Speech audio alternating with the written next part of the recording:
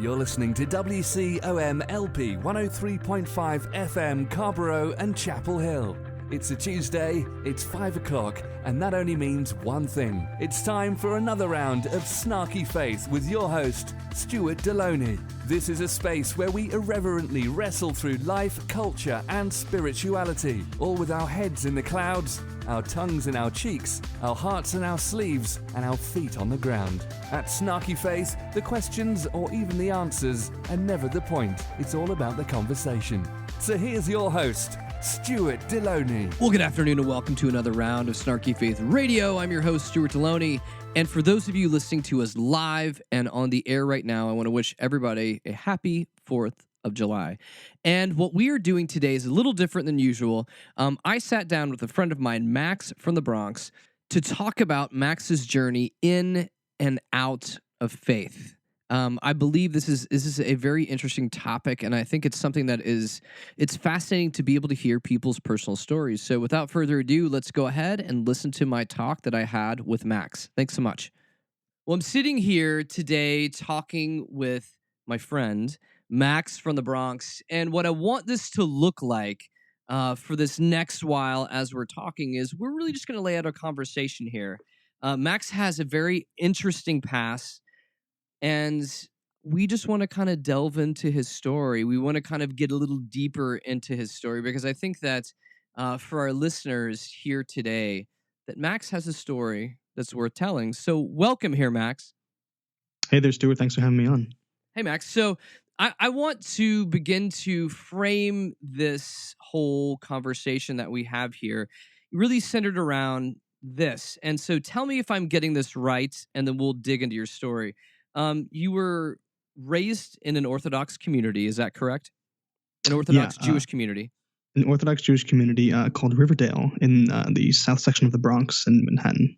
And so you've had, through your life, you've kind of had a journey of belief, of disbelief, of belief, and then back again to disbelief. Is that fair to say?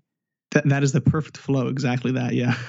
So tell me about this. So, because I find your story fascinating, and I know I've had the benefit of being able to hear snippets of your story offline. But you grew up in a Orthodox Jewish community. Now, before we even get to your story, tell us a little about your parents and how they ended up there. Right. So my parents were born in Riverdale. Riverdale is, like I said before, the south part of the Bronx, not that far from Yankee Stadium, actually, but a small, upper class enclave in the, quite frighteningly known area of the South Bronx. They were born there, and their parents moved there in the early 20th century, actually in an attempt to escape the mass killings in Russia. My grandparents were born in Khusk in Vilna, and when the pogroms were happening there, they felt as though they needed to escape, obviously. So they took ships to Hamburg and to Berlin.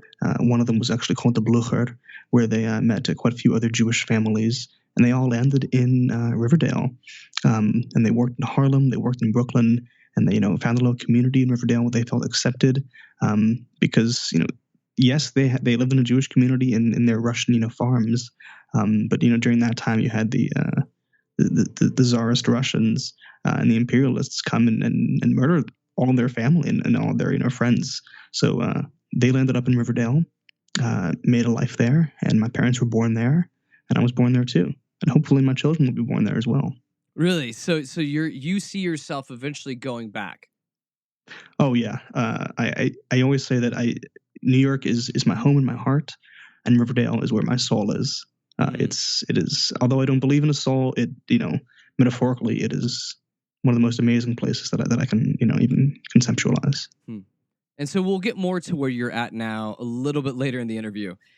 So begin to tell us about your journey in and out of faith. So you are born into this Orthodox community. And and talk about what was it like growing up in that area? Mm-hmm. So being born in Riverdale, it felt very accepting. I had almost all of my other friends were Jewish. Most of them were Orthodox. I'd say maybe 30% of them were conservative, and maybe 10% of them were reform. The community was so insular that they didn't really want you to interact with people that weren't Jewish. So we'd go to Brooklyn and stay in Borough Park, and go to Queens and go to Flushing, and really interact with our own kind.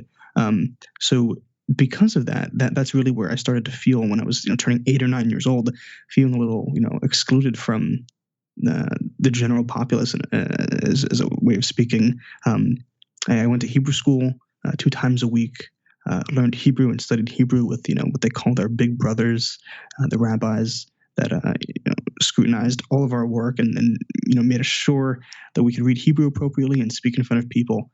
But the main factor in my staunch religiosity was the fact that my family are what Jews call Kohanim.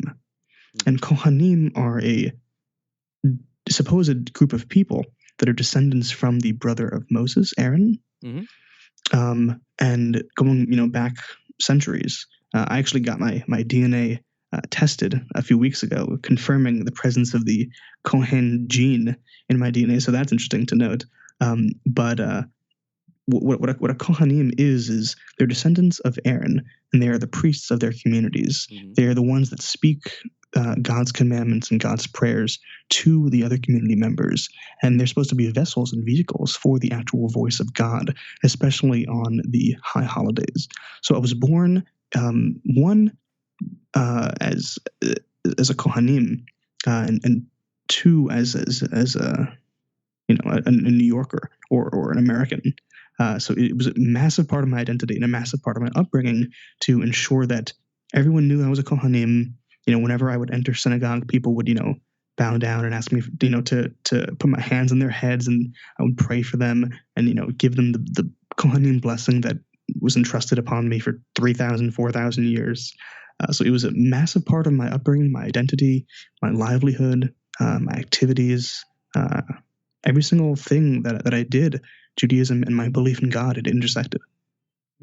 So when you talk about this, so for those of our listeners that may not completely understand, can you kind of give us a breakdown of what it looks like to be raised ultra-Orthodox, Orthodox, or fairly, I'm not even sure what the right term would be, but average Jewish? Or what is? Yeah. I mean, of course. I don't know. So being raised ultra-Orthodox is, or frum, as F-R-U-M, as in Hebrew, is one that most Americans see.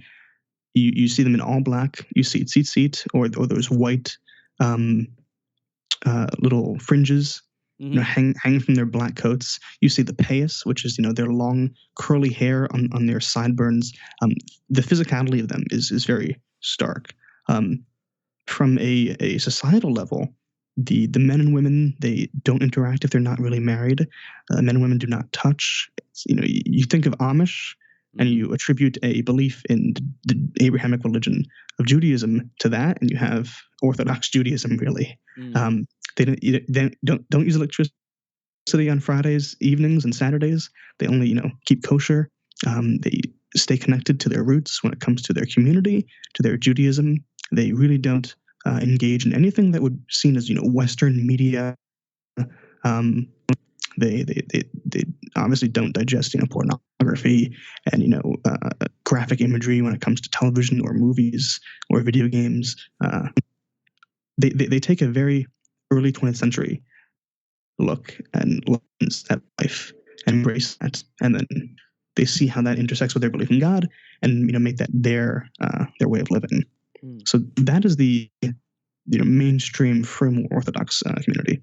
You have a much larger proportion of Jews being conservative or reform, those that don't keep kosher and can actually eat out at restaurants, and hold hands with the opposite sex, and they have dating, and they don't have arranged marriages like some Orthodox communities do. A much more liberal Western take, or liberal Eastern European take, for that matter, of Judaism. But the best comparison I can make is, you think of Amish that use a little bit of electricity some days of the week, and add a Jewish kind of spice to it, and you get ultra Orthodox.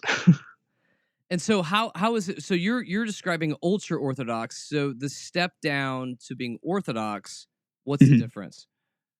Well, I think the step down is fulfilling less mitzvot, which are the commandments that God or Hashem has provided the Jewish people.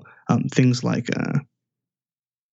interacting with the opposite sex, or actually engaging with non-Jews, or being a little more lax on the religious aspects. And maybe they don't go to synagogue as much. Obviously, they go to synagogue every day, but maybe they don't spend 6 hours in the synagogue. Maybe they spend 2 hours, and they go to minions for 15 minutes instead of 3 hours. Call it Orthodox light in a way. So when you were mentioning, and I'm going to go ahead and just apologize in advance if I'm pronouncing this wrong. You were saying that you were the Kohanim? Kohanim. Kohanim. Okay. Yeah. So growing up, knowing that is your identity, how heavy or burdensome is that on a kid? Well, it was burdensome in the sense that I felt a need to believe in God, an innate need, a community-based need, and a societal need. Not burdensome, when it comes to the fact that all of my family are also Kohanim because we're related. My brothers are Kohanim. My father's a Kohanim. There were a few other Kohanims in our communities, in Riverdale for that matter. But it felt burdensome in the sense that I have a duty to preserve this religion, and I have a duty to make sure that everyone else knows what I'm talking about. So I had to do much more religious study than everybody else. All of my friends in Hebrew school, for that matter, had to make sure that I got better grades than everybody, and I had to make sure that I knew the appropriate prayers and when to say them, in the positions to put my hand and my head and my fingertips. For the listeners that don't know this, Leonard Nimoy was a Kohanim, I believe, and he created the "Live Long and Prosper" hand. When you hold your hand, you make that V for the Vulcan sign. That is actually the sign that Kohanim make when they say their prayer. So the V is the window at which God or Hashem speaks through. So that made me feel a little more connected to society at large, but I did feel a little, secluded and a little, and like there was a lot on my shoulders. I thought I had to be a rabbi when I was younger, and I was told I was a Kohanim. Oh God, you got to be a rabbi. Great, that's going to be really interesting. But it's still a weight, even now. When I go to synagogue now, and obviously people don't know my religious beliefs that much. They think I'm just a regular old, Jew. I go to synagogue now, and people look at me. They go, "Oh wow, you're a Kohanim, or shkoyach. We gotta give you a handshake. We gotta get down on our knees, and we gotta thank you and ask for you to give us the prayers." Last time I was in Israel, I'm walking in the streets, and people notice I'm Kohanim through conversation, and they just stop. And you have to act a certain way. You can't degrade your family in a way. It's like a noble family from Game of Thrones. So, well, I want to continue to kind of give a little window into this to the folks that are listening. And how is it that people know your status? Whether as a child, or even you were talking about when you're walking down the streets in Israel. Like how do people know he's the dude? So, very good question. My last name in Hebrew is Kohen Tzaddik. So that actually means, the high priest. So the direct translation of my name is passed down for, I don't know how many centuries, actually means Kohen. So it's on the one hand, my family, at least my father's side of the family, have wanted to have that name and be part of their identity, their innate religious identity. So they turned it into their last name, I don't know, 1,000 years ago or something. So that's mainly why people know I'm a Kohen. It's Kohen Tzaddik, which means the high priest or the son, the great son of Aaron, the brother of Moses. So I've got a question for you that's totally off topic, that you made me think of as through this conversation. I recall back. This is back, and this is going to tell everybody how old I am. So I was working for a film production company back in 1999, and I was at the Sundance Film Festival back before it was a thing. And so I was essentially a grunt for our producer director that was there. And so I'm like a, good Lord, I may have been like a 20-year-old that's getting drug around Park City, Utah. But the one thing that stuck with me was that, we would go to different parties with producers or for production companies, and I would have people come up to me and ask me just casually, "Hey, are you Jewish?" They literally would. And I would be like, no, I'm sorry. And they'd be like, okay. And they'd leave. Like that was the opening and ending part of the entire conversation. And I don't really know what I'm asking for this, but when you were mentioning about how people would know who you were, they would know your status. Does status matter a lot? Like, I guess when we're beginning to talk about the Jewish community. Status within the Jewish community for congregations doesn't mean that much. Okay. Status outside of it is critical, I think, to the Jewish identity. Jews get incredibly excited and overwhelmed with emotion when they realize that a large percentage of Nobel, laureates and millionaires and people within media and people that have wealth and power in America and in Europe are Jewish. So comparing this community of people that have been beat down and exterminated and murdered and buried means a lot for them to have status when comparing it to non-Jews. So you do have a little bit of prejudice, that comes with that. But when it comes to the actual communities themselves, when you're just talking about the insular communities, not really. Obviously, I've been in half a dozen congregations in my life, and obviously you have people look up at the president of the congregation with great status. They look at the rabbis and they hang on to every single word they say. But all the congregants, really, you walk into a synagogue and you're all Jews. You're all family members. You're literally all related.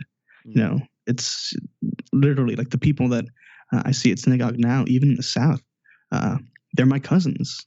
Like genetically, like we share like 3% of our DNA. It's crazy.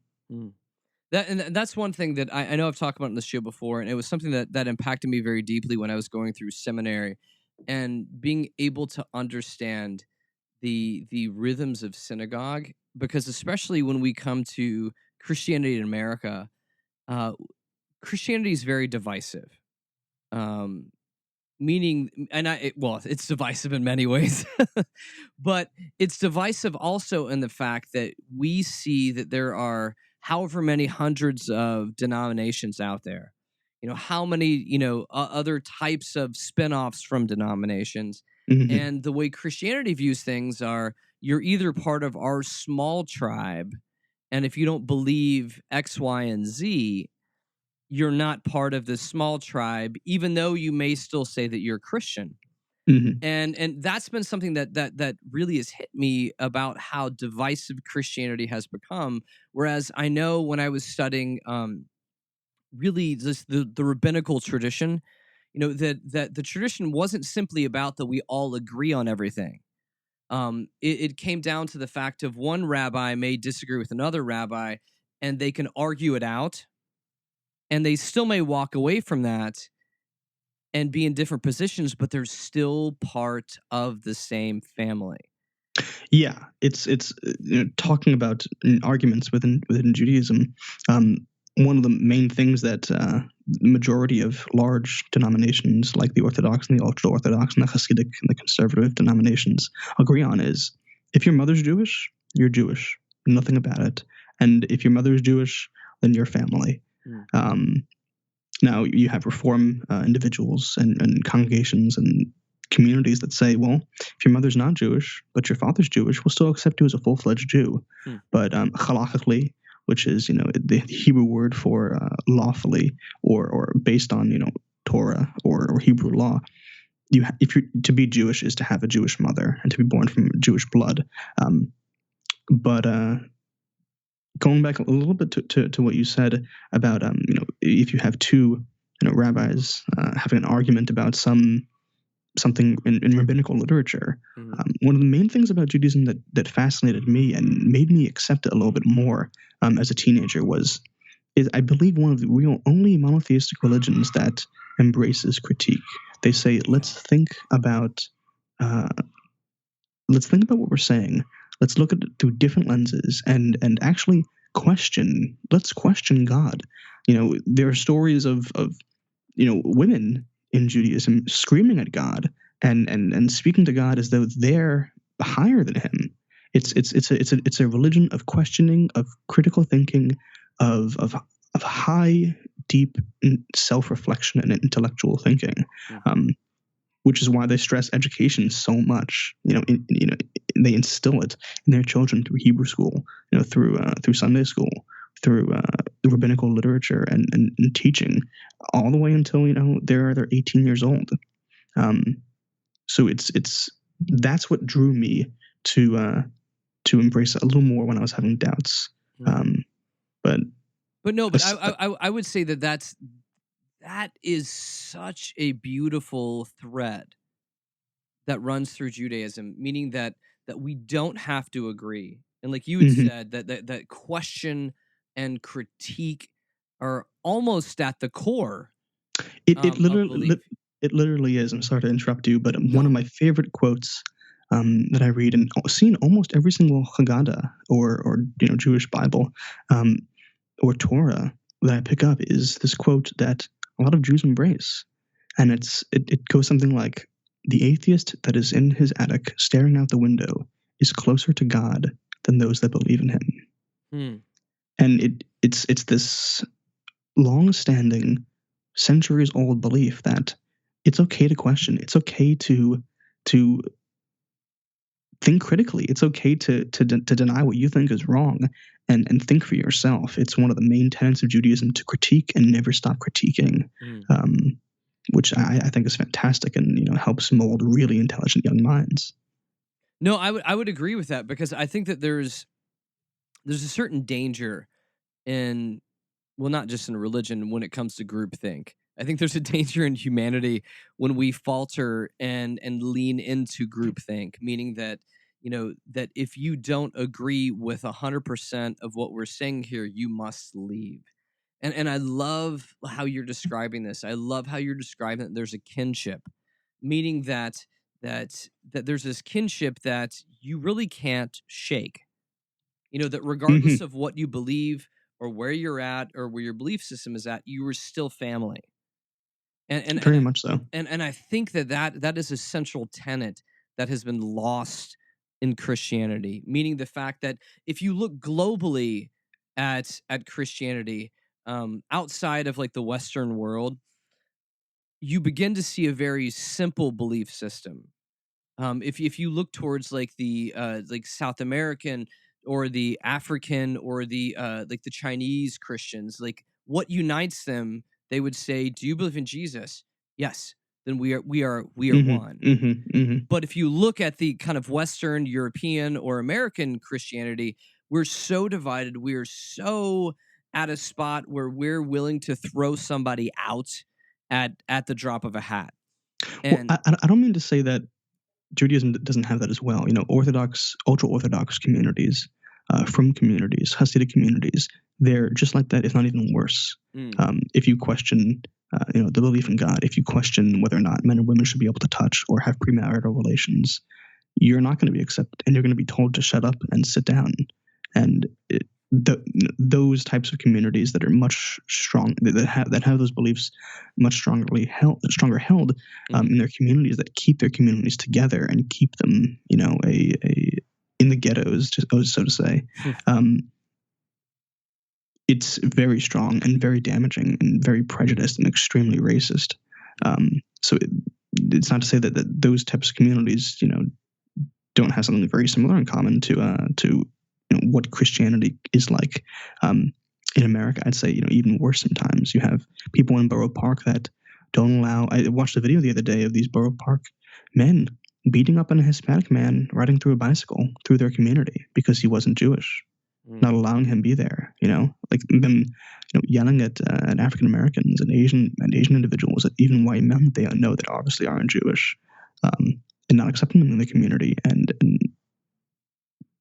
really not being accepting even to those Jews that, yes, do have Jewish mothers, but may not accept, their perspectives or thoughts on a particular topic. It can be extremely divisive. When I'm talking about this idea of critiquing Judaism, I'm really talking about what I identify really now with, which is the conservative movement, and the modern Orthodox movement. Well, way to completely ruin my grass is greener on the other side perspective, Max.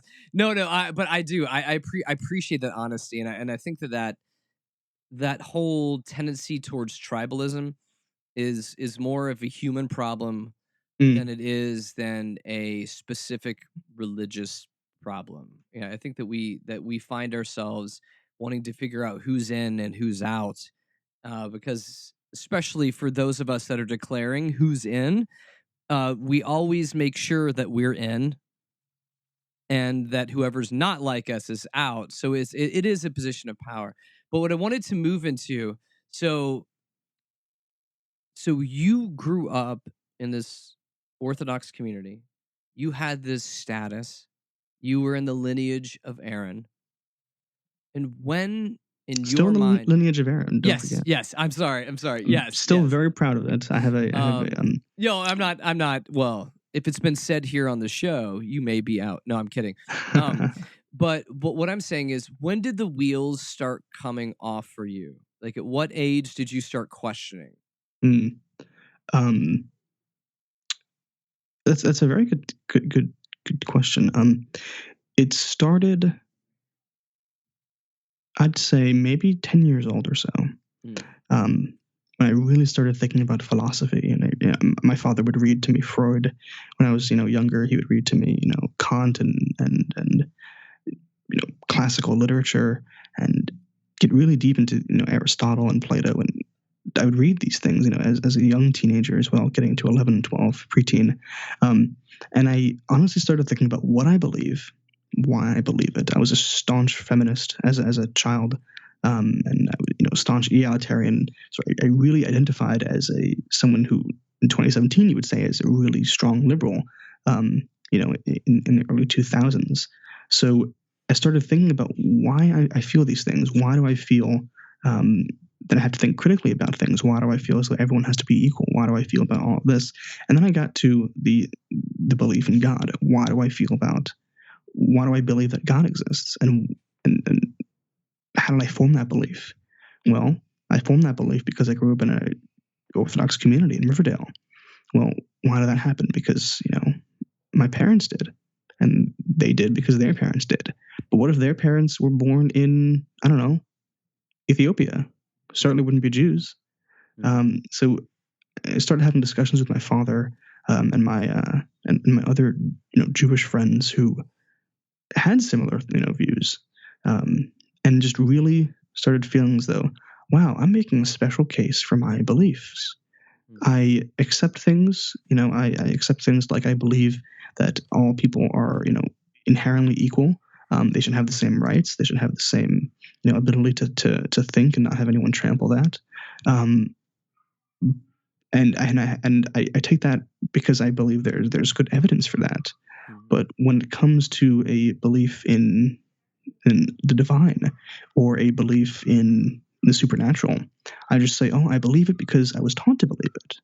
And I believe it because it's supportive of me emotionally and intellectually. It helps me, thrive. I pray for something, and then I see if, something happens, related to that prayer, I automatically attribute it to me praying for it.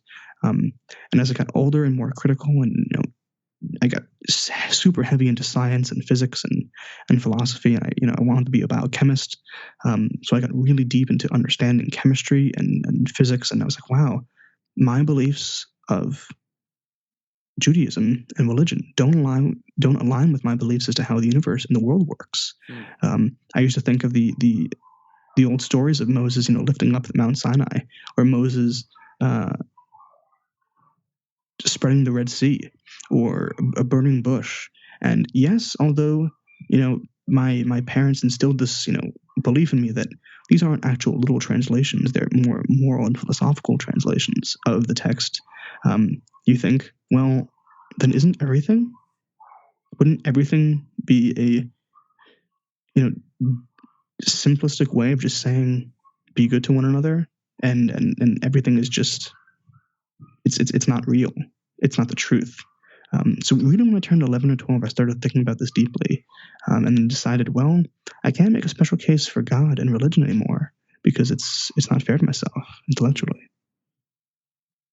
And how was having these types of beliefs, when you would have these questions, when you would have these doubts, when your mind was going in so many different directions, like morally, philosophically, how did that gel with the community that you found yourself in, especially with the status that you had in the Yeah. community that you found yourself in? Well, the community that I found myself in, took me as a Jew because I was, a full-fledged Jew. I never came out to them. I have to hide it, one, because I would lose all my friends, all of my connections, all of my networking opportunities. I would embarrass my family and my patrilineage line. They still don't know that I have the beliefs that I do. So it was so concerning to me back then to out myself and say, hey, I don't believe this, right to the rabbis. I'm sure if I did it now, they would keep quiet. But if I did it then, it would be traumatic for everybody, just because of the status and everyone knowing my family. It was this push and pull and this tug against, well, I need to be truthful to myself, and that means being truthful to everyone that I know. But if I do that, then I'm not going to know anybody anymore. Even today when I say I'm an atheist, or I'm a secular Jew, my parents say, no, you're not. Come on, you're a Jew. You believe in God. Well, I don't, but they still don't accept it. Well, on those lines of you, because in the conversations we've had before, you've kind of talked about this. You've had a journey of belief, of disbelief, of belief, and then back to disbelief. So we've kind of, as we're unpacking your story here, we've kind of gone through your belief. We've now stepped into your disbelief. And what moved you back again towards belief? Yeah. What moved me back was a combination of factors. One, a desire to be more involved with the Jewish community, which then reaffirmed and reignited this flame of Jewish feeling in me, that made me actually feel connected to what I thought was God. I had a troubled childhood because what drew me away from belief, I'd say, is the failing health of my parents. I was like, wow, my mother has a severe case of diabetes, and she would have seizures quite often, and she'd be very sick. And my father would have heart issues and be sick, and my brother has severe autism. So I had so many different physical and emotional problems as a child. I was like, wow, all this is happening, and I'm praying, I'm wishing for something to come out of this well, and nothing was. So it pushed me away from this. Wow, this is not how the world is supposed to work. If there was a God, then he or it would be fixing this. And then I lost my belief in God, and then things started to get a little better. And I was like, wow, maybe God does exist. I was pressured by my family to go to more synagogue, to engage with the community more, to really try to feel this through and try once more. So that briefly brought back my belief in God. Although it was a very strong belief that second time around, it was very brief. And what stole that belief away from you again? Or what events happened? Because again, like you're kind of on this, and this is a very common thing for so many people, where you're kind of there's an ebb and a flow towards going through these things. Hmm. And as you're speaking here, in your story, you're talking about how you'd lost something and then you regained it. And then what was it? And it's probably not just one thing, that led you back to where you are now. I really don't know. I guess just reading. You know, I got very deep into internet communities for people that are closeted atheists, and reading their rationalizations for their lack of belief. Reading texts from renowned scholars and essayists, as to why they rationalize their lack of belief, Hmm. and really coming to my own conclusions about what I think of the world. It's the exact flow that I had when I was 12 and 13, but just reignited again with this interest into critical thinking, and to trying to understand, well, why do I believe it? I obviously want to know the most true things that I can possible. So I need to make sure that I do that when it comes to my belief in God and my belief in religion. So I just fell after like a few months of this real strong belief in God again, into a serious lack of belief that I still hold today. Hmm. And you'd mentioned this, and I want to see if you can help me, because this is something that I wrestle through as well. Um, and you'd mentioned this in your last statement. You talk about you said your belief in God, and also your belief in religion. Do you see those as one and the same, or are they two separate things? Well, I think religion can have massive benefits societally, community wise. Um, I I see how it benefited me. I see how it benefits millions of other people. I understand the effectiveness of prayer when it comes to the psychological well being of people. Um, my belief in religion is that I understand why it occurs, and I understand why people believe that they do. Um, Completely, it's not that I disbelieve religion, because you can't. Religion is a thing that obviously exists. Um, and there's evidence for it existing because people believe it. But when it comes to the belief in God, it's a totally different thing. It's this abstract concept that everyone disagrees on, that because there's no evidence for, like there is evidence for religion, I can't come to accept the notion that it does exist. Mm, mm. And is there something, because I know that, and I really appreciate your story. I appreciate you sharing your story, because I think your story speaks to so many people, um, probably within the Jewish community and in other religious communities as well too. And as you have seen yourself, and this, at least maybe I'm putting this in my own words, and you can correct me if you want to, but it seems that you have been a person that is seeking truth in life. Would that be correct? Um, Seeking as much truth as I can. I don't believe there is some ultimate truth or there is some ultimate meaning in life, but trying to believe as many true things as I can, I think will lead me to lead the most fulfilling life that I can. So yeah, definitely. So do you think in your journey, would there be something that could occur to you that would be one of those, bright light moments, right? Where you've been seeking truth, you've been seeking, like, how does this connect in the world that you're in? How does this make sense in your perspective? Is there something that could happen that would push you to that place where you were able to say, oh my gosh, yes, there definitely is a God? If I were given firsthand, evidence or experience with some divine almighty, yeah, I'm completely open to it.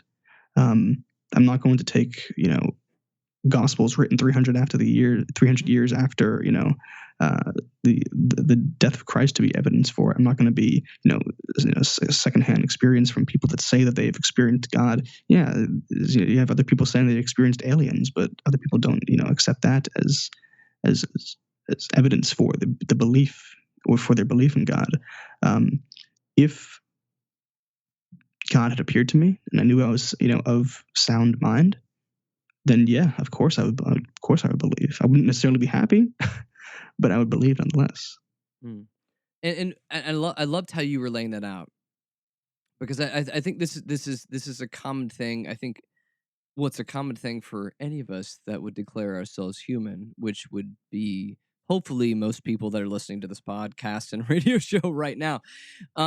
When you begin to think about that, because this is something I've actually struggled with a lot, is you'd mentioned if you had a personal experience with the divine, right? And so if you had that personal experience, that would help you to solidify what you believe. And when we begin to look across the religious spectrum in America, whether it be Christian, Jewish, Muslim, you could say Mormon, and fill in the blanks for all of the other myriads of belief systems and thought processes that are out there. So when you think about that, how do you handle someone having a personal experience that you have not had, but that person believing in that personal experience so much? Like, how do you weigh that out? It's a really good question. When I mean personal experience, I really mean one that can be verified by third parties too. If I saw some divine being right in front of me right now as I'm talking to you, I'd think I was crazy. If you had a dozen other people say, "Hey, I see this in front of you too," then I'd be like, "Wow, this may actually be occurring." I don't mean to say that, well, people that say they have first-hand experiences with God have a rational reason to believe, because I didn't mean it like that. I mean it more like, if you have an individual that can have other individuals kind of verify that they experience something, then it makes sense to call that a rational belief. One that's not just verified by the individual themselves. No, that's good. I think that's a very measured answer, and a very well thought out one in that.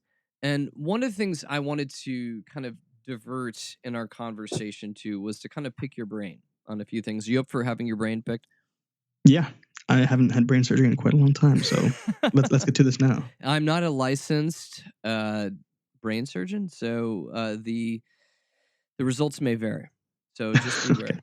No, Okay. but you've grown up in a country that likes to claim that it is a Christian nation.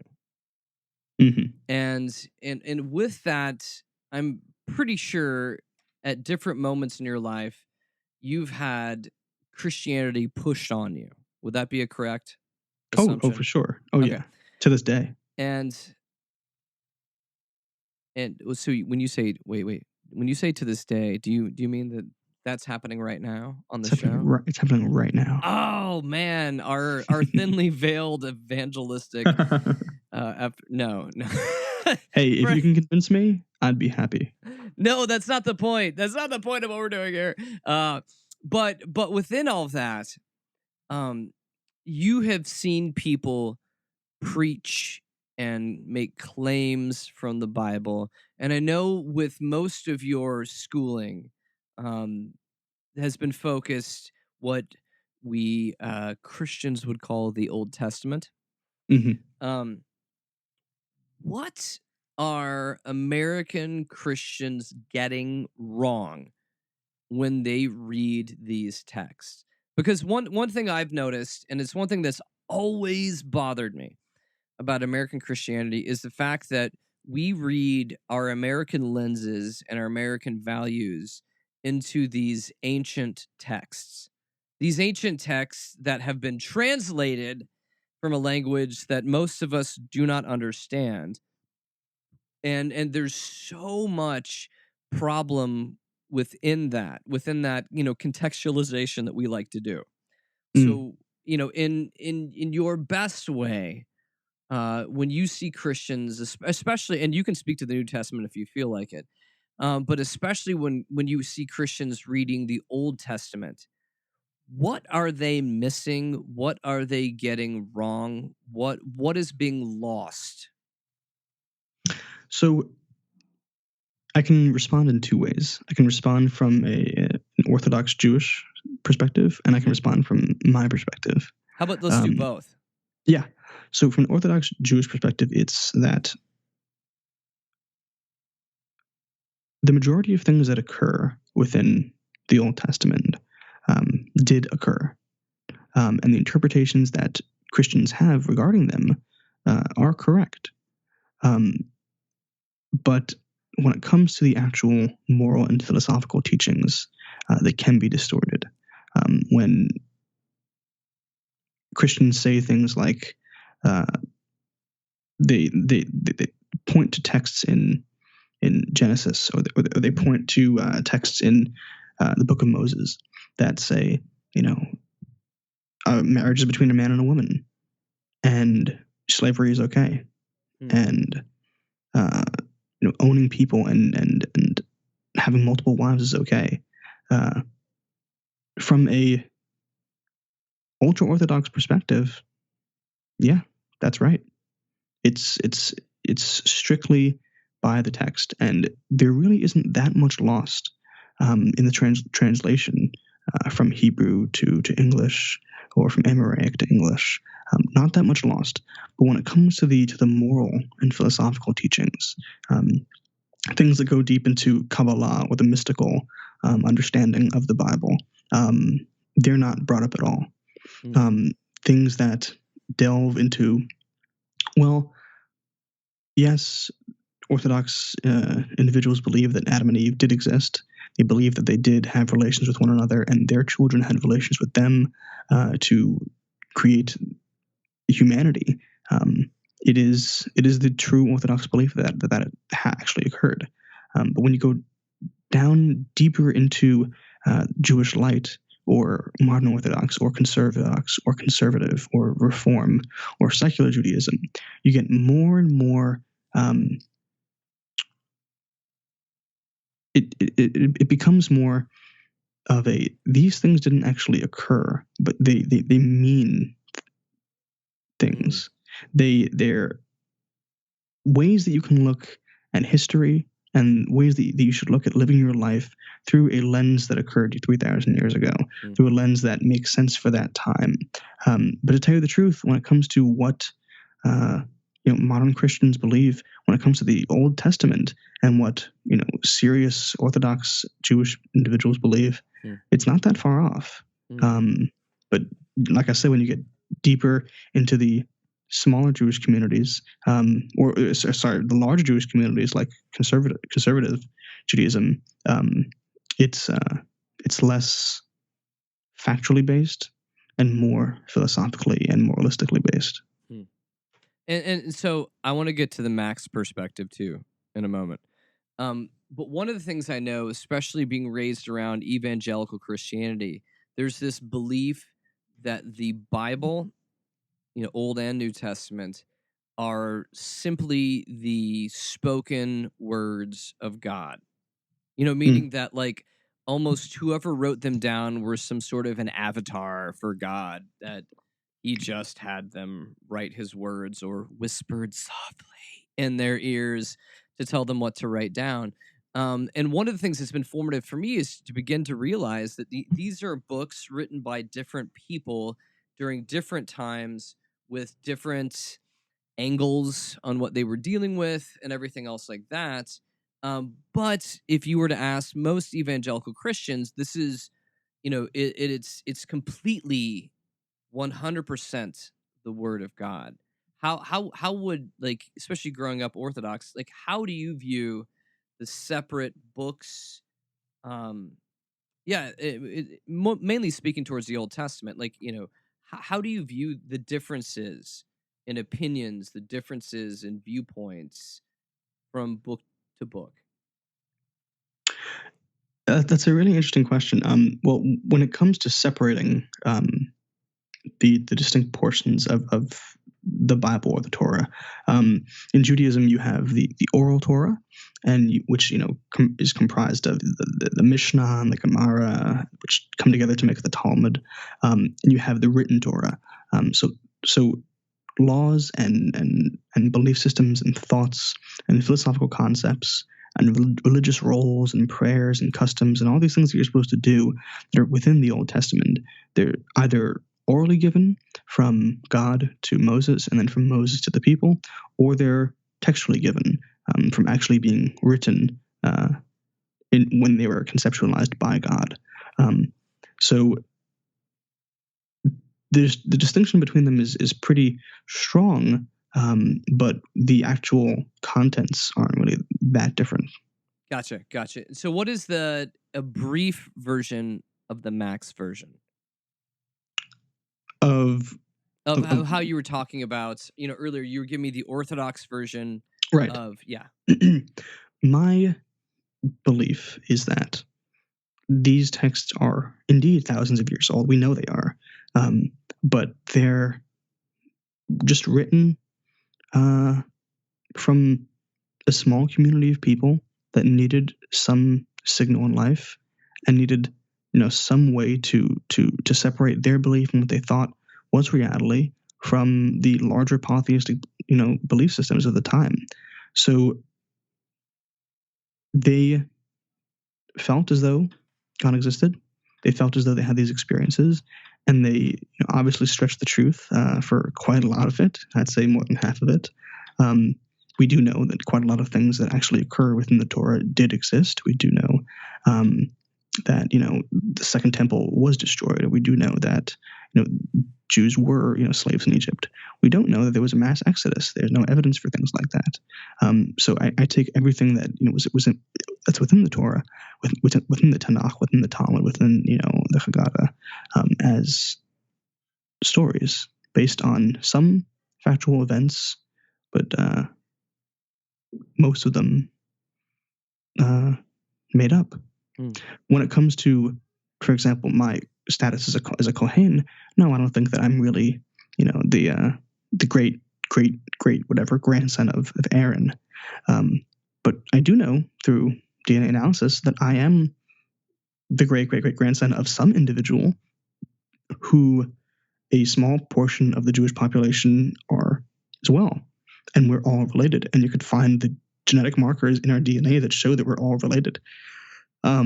So he may not have been Aaron, but he was somebody, and he was probably somebody pretty freaking important. Well, Max, as we start to wrap this up here, what continues to draw you back to these religious communities? Good question. As someone that would kind of self-identify, I guess, as a loner, or a to be a little more politically correct, I'd say an introvert.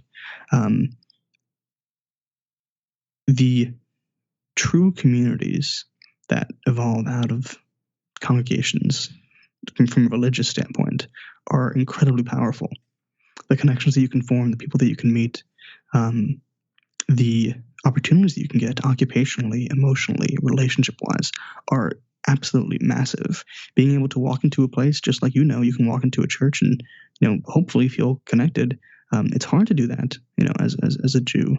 I transitioned from Hebrew school and being in a private school with 90% other Jews to being in a public school in the inner city where I was one of the only white Jews there. So feeling a need to belong when you're obviously feeling, secluded and not accepted is super important. And I even feel it now as I move to the South and the Bible Belt, where I do need to feel as though I'm with similar kind people that I can talk about my feelings when it comes to the holidays and not be laughed at or spit upon or stabbed or yelled at because I have a different belief. Feeling connected and feeling as though you belong to a community is incredibly important for one to maintain their identity and their state of mind. And without it, I would be really distraught. Without Judaism in general, even though I'm a secular Jew, without it, I would have almost no identity. I identify more as a Jew than I do anything. And it permeates through my mannerisms, through my language, through my relationships, through my way of speaking, through my likes of food, through my appreciation of media. Every single thing that is about me is related to the fact that I grew up Jewish. And I think a lot of other, Jews, especially from the New York kind of tri-state area, can see to that. It never leaves you. Like they say, if you have a Jewish mother, you're born to be a Jew. You are a Jew, even if you convert, to Christianity religiously. You're still a Jew, and you can never leave it. And I don't think I ever will be able to. Well, that's it this week, and just wanting to wish everybody a happy and safe 4th of July. And as a reminder, as we end this broadcast, you can always catch us on podcast at www.snarkyfaith.com, and I'll catch you guys again next week. I'm out of here. WCOM is listener-supported community radio, and Snarky Faith is only possible through our sponsors. Aqueduct Conference Center was established in 1978 as a peaceful destination for small group meetings, special events, conferences, retreats, and weddings. For more information, go to www.aqueductcc.com. We are also sponsored by Lumen. Lumen, a spiritual community of seekers, sojourners, question askers, doubters, and skeptics, is a collective of fellow travelers that embrace the truth that all life is sacred, hope is real, and tomorrow can be better than today. All are welcome. You can find more information at www.lumencommunities.com.